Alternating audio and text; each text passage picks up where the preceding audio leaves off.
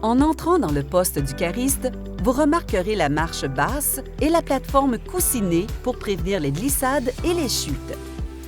Pour des raisons de sécurité, le cariste doit s'attacher correctement avant d'utiliser le préparateur de commande. En entrant dans le préparateur de commande, vous verrez le volant sur le côté gauche.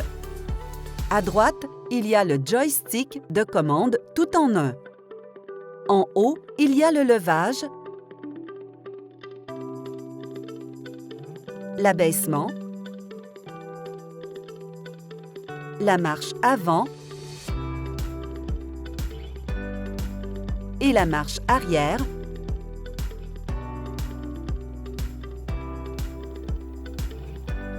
Le bouton du klaxon se trouve en dessous. Le préparateur de commande n'a pas de pédale de frein. En marche avant, on tire sur le joystick pour freiner. Au-dessus du joystick se trouve le bouton rouge qui vous permet de déconnecter la batterie en cas d'urgence. La clé du préparateur de commande est unique. Quand vous la tournez à « On », le préparateur de commande effectue un autotest, puis l'écran indicateur de la batterie s'affiche. Si le préparateur de commande est éteint, appuyez sur le bouton du klaxon, puis tournez la clé. L'écran du compteur d'heures s'affichera alors par défaut. En dessous de l'écran ADEL, un affichage indique la direction dans laquelle la roue motrice est orientée. Au plancher, on voit la pédale de sécurité. Quand vous appuyez dessus, le chariot sait que le cariste est présent et il active les commandes. Devant la pédale de sécurité, il y a une autre pédale qui vous permet d'ouvrir la serre qui retient la palette. Un autre dispositif de verrouillage veille à votre sécurité. Tant que les bras ne sont pas abaissés, le chariot reste inactif. Un toit ajouré protège le cariste d'une possible chute d'objets. Au-dessus des commandes, il y a un écran de sécurité en verre ou en grillage. À l'avant, nous avons un feu stroboscopique.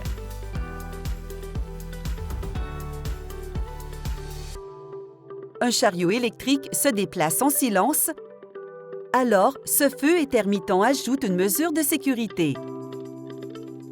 Le système de remplissage de la batterie en option est raccordé à tous les éléments. Enlevez le capuchon. Raccordez l'alimentation en eau. Et tous les éléments se remplissent. Quand les éléments sont pleins, la contre-pression arrête l'eau. Déconnectez le boyau. Remettez le capuchon. Sur chaque chariot élévateur Toyota, une plaque signalétique donne des informations telles que numéro de modèle, numéro de série unique, capacité de levage, hauteur de levage, poids minimal et maximal permis de la batterie, maximum d'ampères-heure permis. Le manuel du cariste doit toujours rester dans le chariot. Vous y trouverez de l'information sur les systèmes de sécurité, le tableau de bord, la résolution de problèmes et l'entretien quotidien. Tous les jours, inspectez pour vous assurer que l'affichage fonctionne correctement, que la plaque signalétique est lisible, qu'il n'y a pas de signe d'usure sur le plancher et les pédales, que les connecteurs et les câbles ne sont pas lâches ou effilochés, ce qui pourrait causer un arc, et qu'il n'y a pas de bosse qui pourrait compromettre l'intégrité du chariot. Inspectez tous les câbles et conduits pour voir s'il y a de l'effilochage, des fissures ou des fuites. S'il y a des phares, vérifiez s'ils fonctionnent. Vérifiez s'il y a des fissures ou un bris dans les fourches.